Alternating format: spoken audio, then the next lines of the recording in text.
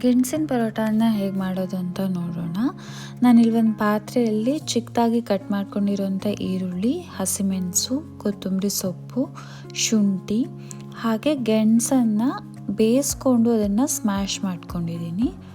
ಇದಕ್ಕೆ ರುಚಿಗೆ ತಕ್ಕಷ್ಟು ಉಪ್ಪು ಹಾಗೆ ಸ್ವಲ್ಪ ಗರಂ ಮಸಾಲ, ಆಮೇಲೆ 2 ಕಪ್ ಆಗೋಷ್ಟು ಗೋಧಿ ಹಿಟ್ಟನ್ನು ತೊಗೊಂಡಿದ್ದೀನಿ. ಇದನ್ನೆಲ್ಲ ಚೆನ್ನಾಗಿ ಮಿಕ್ಸ್ ಮಾಡ್ಕೋಬೇಕು. ಬೇಕಾದರೆ ನಾವಿಲ್ಲಿ ನೀರನ್ನು ಹಾಕೋಬೋದು, ಆದರೆ ನಾನು ಮಿಕ್ಸ್ ಮಾಡ್ಕೋಬೇಕಾದ್ರೆ ನೀರನ್ನು ಹಾಕ್ಕೊಂಡಿಲ್ಲ. ಇದನ್ನೆಲ್ಲ ಚೆನ್ನಾಗಿ ಮಿಕ್ಸ್ ಮಾಡಿ ನಾವು ಚಪಾತಿ ಹಿಟ್ಟಿನ ಹದಕ್ಕೆ ರೆಡಿ ಮಾಡ್ಕೋಬೇಕು. ರೆಡಿ ಆದಮೇಲೆ ಒಂದು 15ರಿಂದ 20 ನಿಮಿಷ ಅದನ್ನು ಮುಚ್ಚಿಟ್ಬಿಡಿ.